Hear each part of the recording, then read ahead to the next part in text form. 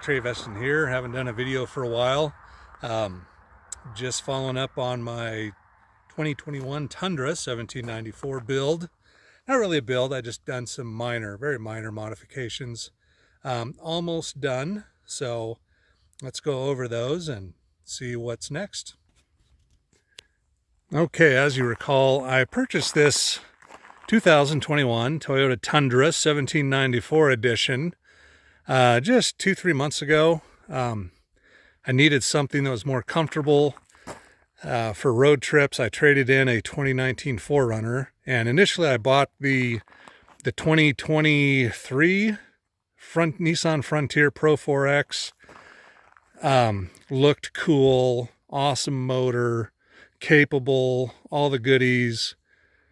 I don't know what happened. I didn't pay attention. It was a total pile of crapola. So anyway, so I went to go trade it in on a Tundra or a Tacoma, and I'm just too big.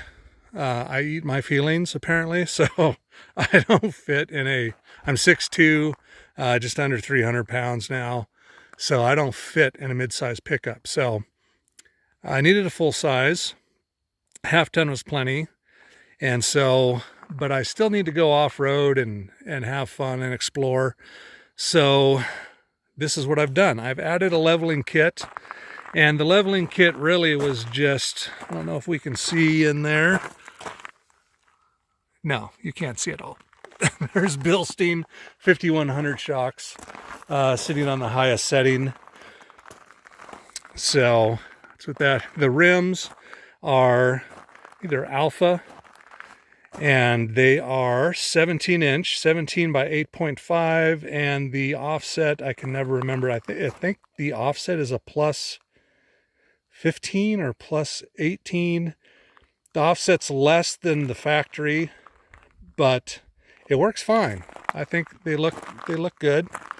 I bought the rims off Tire Rack and had them add TPMS sensors. TPMS sensors do not work. I got to find time to get those updated, but yeah, they don't work. Tire Rack's been fine, offering support. I've just been too busy to take it to a shop and have it evaluated. I took it to one shop and they said they reset them and they still don't work. So now I got to go and give them the directions from Tire Rack and they'll take care of them. So, alrighty, the 17 by 8.5 inch rims are wrapped in Goodyear Wrangler Ultra Terrains in a 285/70/17. These are, if you're familiar with my other videos from the 4Runner, these are the absolute best all-terrain tire you will ever run. They are amazing. I think right now I've got 3,000 miles on these, and of course they're still brand new. I had 35,000 miles or 40,000 miles on the last set when I traded in the 4Runner, and they still looked new. I had like 60% tread. It was crazy. So yeah, I'm expecting the same for this. Maybe not quite as good because it's a big, fat, heavy vehicle. And since so these tires will do awesome in the snow. They grip like crazy on packed snow and ice. They wear like iron. They do good in mud. I'm going to go out in the mountains tomorrow and do some more running around and exploring, and it has been raining all week, so, and I think it's supposed to actually rain tomorrow, so we'll get a little bit better mud performance inside into these on this rig. I took off the factory big chrome side steps, as I like something to protect the rocker, the rails, and I like something to help me get in, help my passengers get in. These are the Tyger. I had this exact same model on the 4Runner, and they work great. They're not true rock rails. They bolt to the body instead of the frame. If you go rock crawling with these, you're going to crunch them. But I don't go rock crawling. I just wanted something that's not quite as extreme as rock rails or expensive. These I think were under $300. Let's see, I just added the fender flares last week, because with the increased offset and the width of the tires, the factory flares were not quite covering it. And these tires do like to pick up rocks, obviously. So I wanted more protection.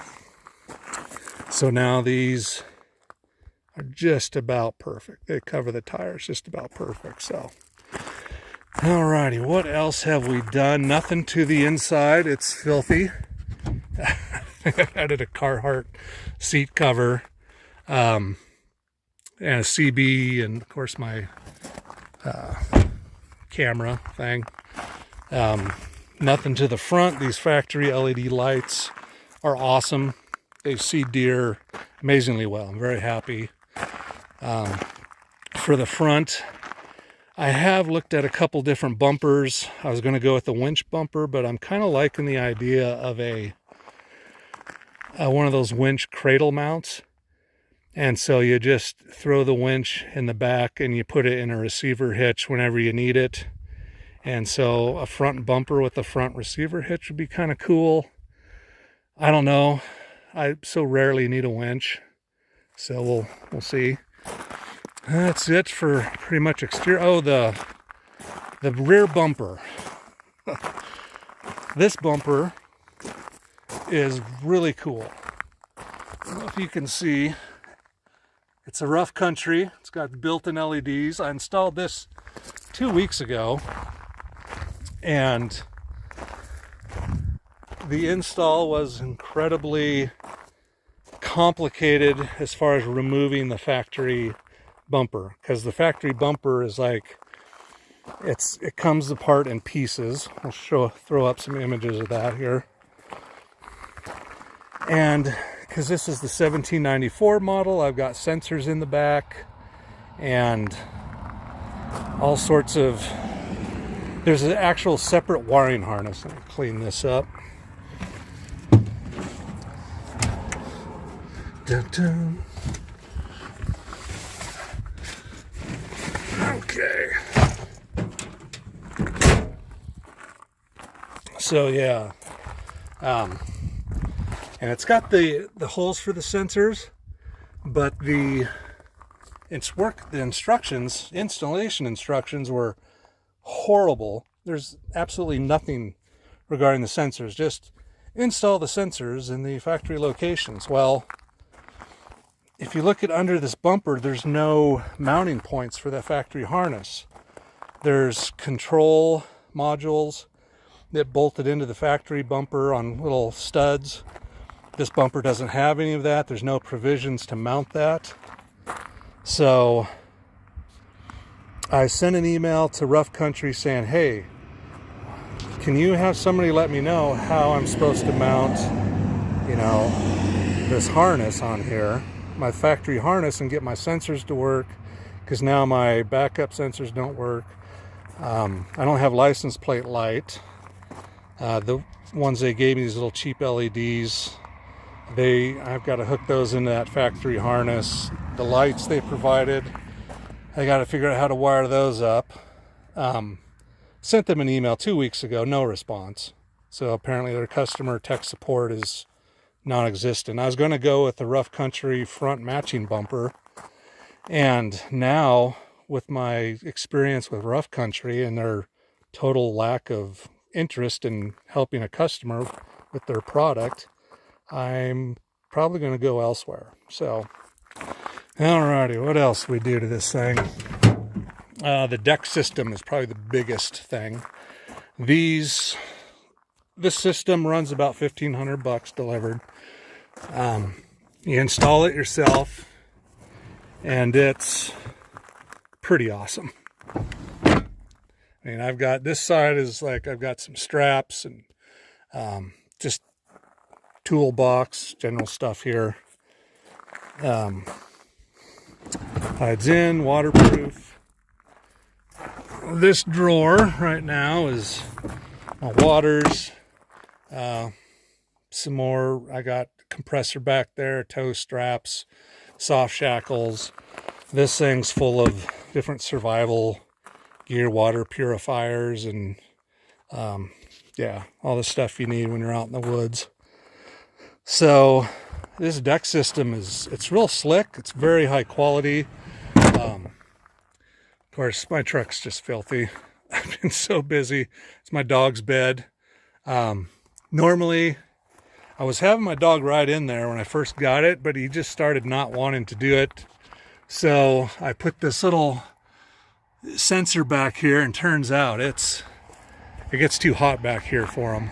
So he rides in the back, and I bought one of those doggy things so to protect the leather, and of course doesn't protect against dog hair. It's gross, but at least he's not tearing up anything. And now when the weather gets a little cooler down below 70, he can ride back in here. I'll open up all the screens and he'll be happy. So anyway, and this thing is Boone. I don't know what it is. It's like it's an outdoor table. My dad had it sitting in his shop. Doesn't look like it's ever been used. So I thought, oh, I bet this would make a cool shooting table. And yeah, you can flip it up, use it as a shooting bench or a workbench. It's got, yeah, all sorts of different configurations. And yeah, it's pretty cool. I've never seen one for sale before. But yeah, so just kind of out here seeing we can use. I got my normal shooting bench. That's great, but this one's handy as well. The only bad thing is you can't really utilize it with the tailgate down. So anyway, that's it. Like I said, next mods are just going to be the front bumper, something a little beefier. And I think that's it. It's really happy with, oh, I forgot the cold air intake. I bought the Rough Country cold air intake.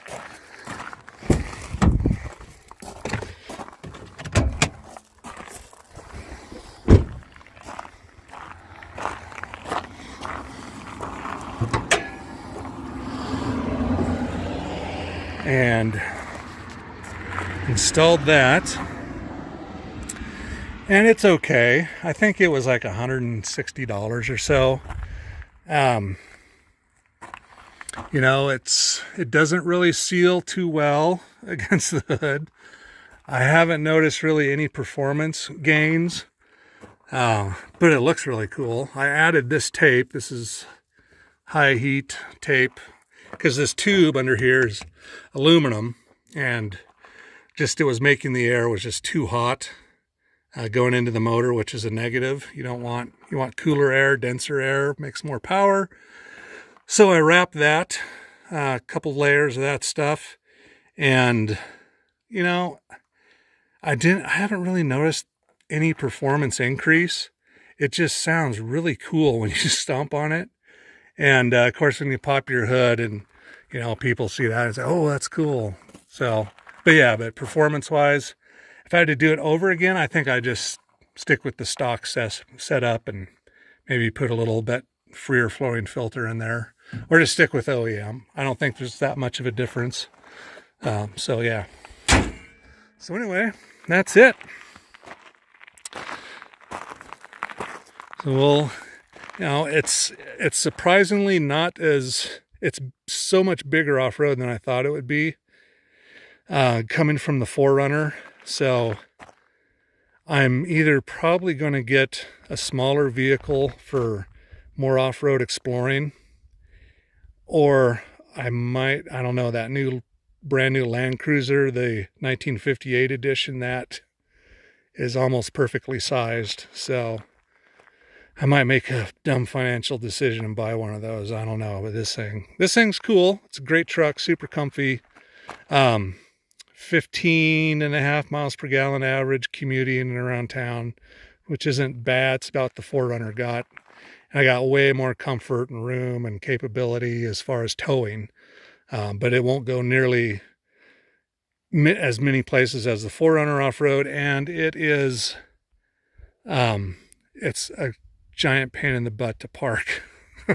It's just weird. The wheelbase is so long, it's hard to figure out getting to pull in. And now that the rear camera doesn't work, thanks to the Rough Country bumper, parking it is a real pain in the rear. I've got to have a ground guide. So anyway, that's it.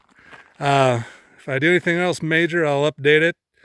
And maybe another video of the tires performing off-road in the mud if we find any tomorrow. Alrighty, Trey Veston out.